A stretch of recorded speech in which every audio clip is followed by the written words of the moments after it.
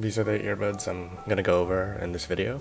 So if you're looking for some kind of like review or something of a pair of earbuds that aren't on this list, then you're better off going with some other video that actually tells you that it's gonna go over that pair of earbuds, because these are the I guess five, because of the AirPods, that I'll be covering, and I will also be going over the specs that I would consider when buying a pair of Bluetooth earbuds.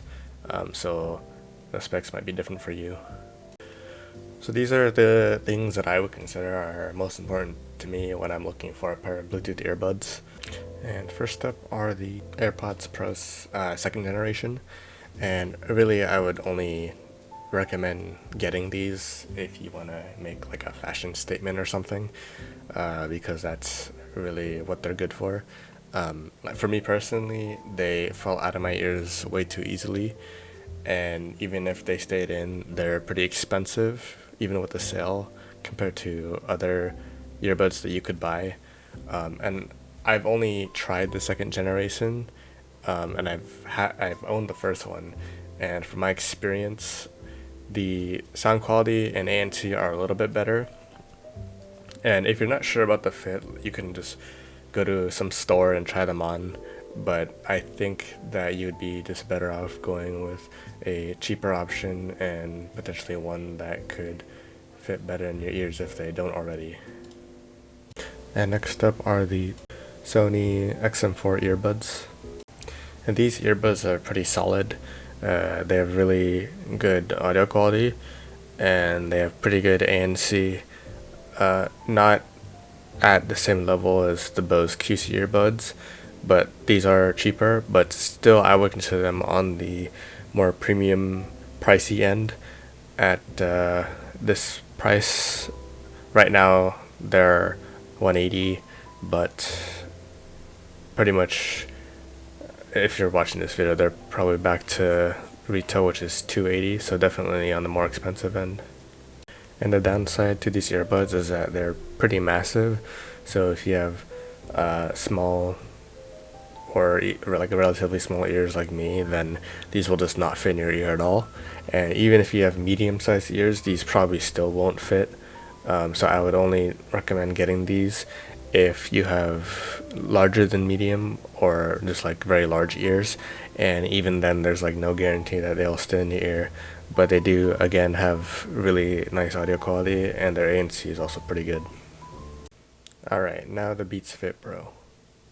So the thing about these earbuds is that because they're made by Apple, they have the same ease of usability as the AirPods, but they sound better, and they're also cheaper. So if you're considering getting AirPods, then these might be a good alternative in case AirPods are just not your thing for whatever reason.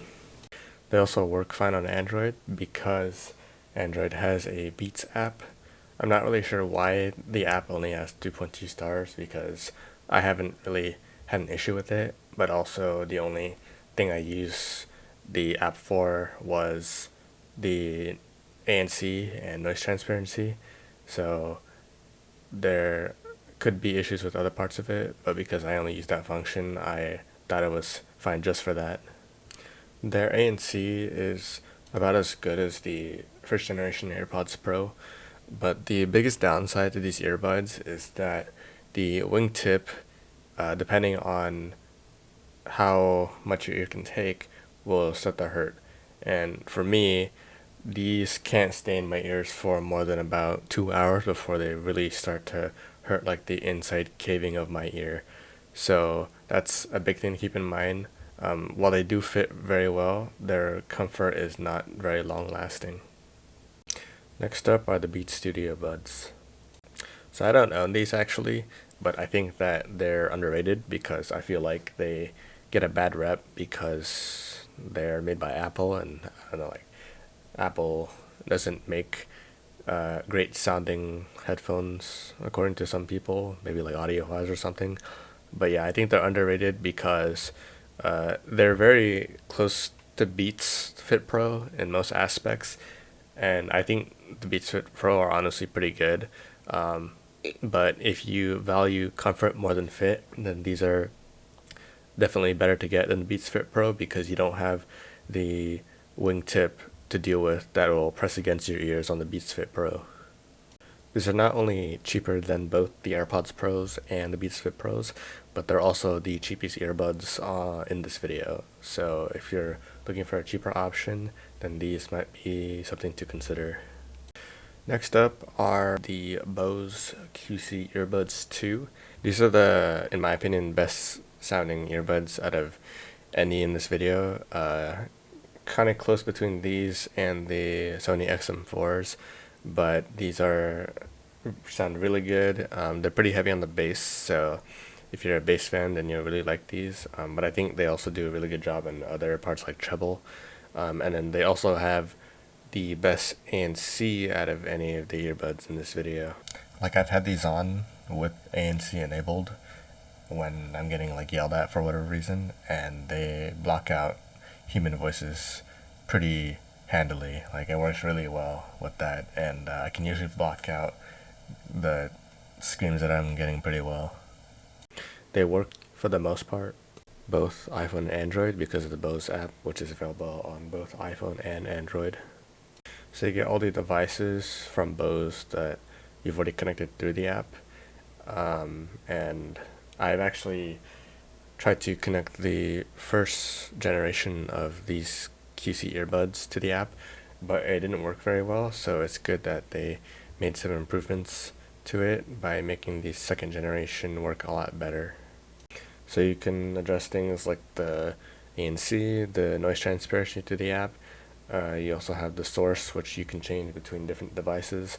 You can adjust the EQ if you want to. And the app just overall feels really nice to use because it has a lot of functionality to it, and it doesn't really crash ever, but that's specifically with these earbuds. Other ones, there might be some problems. So what are the downsides to these earbuds? Well, for one, the case is kind of big. For me, it's not a big deal because I usually put them straight into one of my pants pocket, or I put them in one of the pockets that like flannels have. But if you're a big stickler for having really small cases, then this might be something to look out for when you're might be considering these earbuds. And the biggest downside to these earbuds, in my opinion, is the price. So these retail at $300, which is the main reason why I was a little hesitant to put these in the video in the first place. So they are pretty expensive, but if you're looking for a pair of premium Bluetooth earbuds and you're willing to pay a somewhat premium price for this, like this isn't even the most expensive there is, but this is pretty expensive for a better Bluetooth earbuds, I think, then you might want to consider getting these because they might not be worth it for the price, but they are really good earbuds if you're just looking for the best of the best and not really giving much of a thought into the price. After using these Bose earbuds for a little while now, I've also found that they sometimes have connection issues.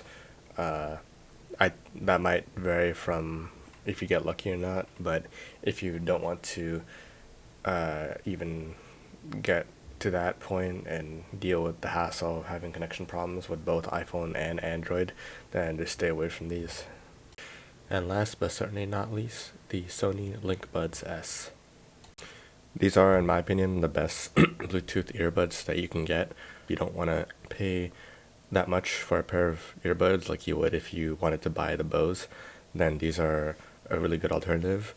They sound really good. They have pretty decent ANC, and they have an app that works well on both iPhone and Android.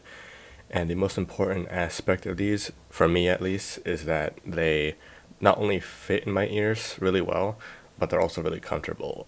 So I've had these in my ears for hours on end, and at no point have they really felt uncomfortable at all.